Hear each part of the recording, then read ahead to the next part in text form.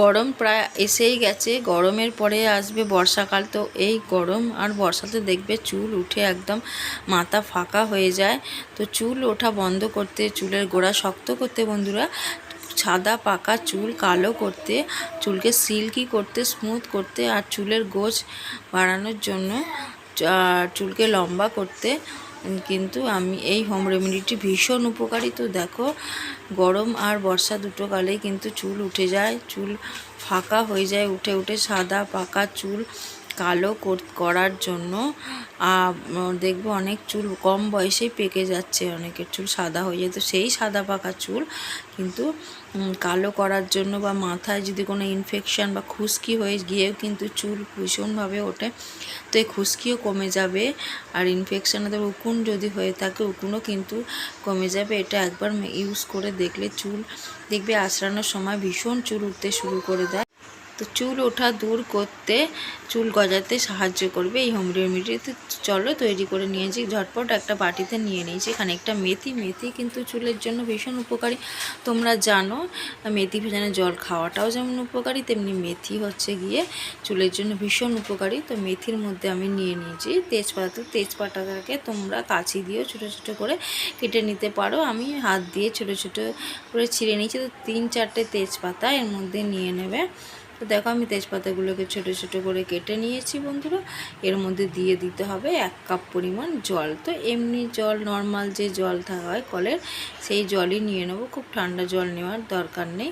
তো দেখো আমি এখানে 1 কাপ পরিমাণ মতো জল নিয়ে নিয়েছি, আর এটাকে আমি ওভেনে বসিয়ে দিলাম গরম করার জন্য। তো ওভেনের আঁচটা একদম কমিয়ে রাখবে বন্ধুরা। তো তেজপাতা কিন্তু চুলের জন্য ভীষণ উপকারী, চুলের যে ইনফেকশান দূর করতে, চুলকে ঘন করতে, চুল পড়া বন্ধ করতে, সাদা পাকা চুলকে কালো করতে কিন্তু তেজপাতা ভীষণ উপকারী। তেজপাতার একটা সুন্দর গন্ধ আছে, যা অনেকে দেখবে ঘেমে গিয়ে চুল থেকে গন্ধ বেরোয়, সেই গন্ধটা কিন্তু একদমই বেরোবে না বন্ধুরা। তো দেখো তেজপাতা কিন্তু ভীষণ উপকারী। তো দুটো জিনিস দিয়ে আমরা ফুটিয়ে নিচ্ছি, এর মধ্যে দিয়ে দিতে হবে চা পাতা। তো তোমরা যে চা পাতাটা বাড়িতে ব্যবহার করো, সেই খানিকটা চা পাতা কিন্তু এর মধ্যে দিয়ে দেবো। তো মেথি, তেজপাতা, তার সাথে দিয়ে দিলাম খানিকটা চা পাতা। এটা কিন্তু আঁচটা একদম কমিয়ে, তবে আস্তে আস্তে এটাকে ফুটতে দিতে হবে। 1 কাপ জল যদি নাও, সেটা কমে কিন্তু হাফ কাপে আসবে, তারপরে এটাকে আমরা ছেঁকে নেবো। তো দেখো এটা খানিকটা আস্তে আস্তে ফুটতে দিতে হবে, একেবারে দাও দাও করে ফুটলে কিন্তু এর ভেতরের যে গুণাগুণগুলো একদমই বেরিয়ে আসবে না। তো তেজপাতা আর চায় কিন্তু ভীষণ উপকারী চুলের জন্য, চুলের গোড়া শক্ত করবে, মজবুত করে, চুল পড়া কিন্তু একদমই বন্ধ হয়ে যায় বন্ধুরা। তোমরা নিজেরাই বিশ্বাস করতে পারবে না, কিন্তু চুল পড়াটা এতটাই বন্ধ হয়ে যাবে। আর দেখবে গ্রীষ্মকালে বা বর্ষাকালে যে অস্বাভাবিক চুল উঠতো না, হাত দিলেই চুল উঠছে, বা তোমাদের চিরুনিতে যতবারই আঁচড়াচ্ছ দেখবে চিরুনি ভর্তি হয়ে চুল উঠছে, সেটা কিন্তু একেবারেই বন্ধ হয়ে যাবে বন্ধুরা। এই হোম রেমেডিটি তোমরা সপ্তাহে রোজ ব্যবহার করে, দুবার করে 2-3 সপ্তাহ ব্যবহার করে দেখো বন্ধুরা, ভীষণ উপকারী। যদি রোজও না পড়ে, সপ্তাহে 3-4 দিন এটা ইউজ করো। আর এটা বানিয়ে তোমরা রেখে দিতে পারবে। এটা বানিয়ে রেখে অন্তত 1 সপ্তাহ এটা ইউজ করবে, তারপরে আবার নতুন বানিয়ে ইউজ করবে। 1 সপ্তাহের বেশি কিন্তু ইউজ করা যাবে না। তো দেখো এটা ফুটে এসেছে, একটা লালচে ভাব রং চলে এসেছে, দেখতেই পাচ্ছ। এবার এটাকে আমরা ছাঁকনি দিয়ে ছেঁকে নেব। তো দেখো 1 কাপ জল, এটা হাফ কাপ হয়ে গেছে। এটা এবার আমরা ছাঁকনি দিয়ে ভালো করে ছেঁকে নিয়েছি।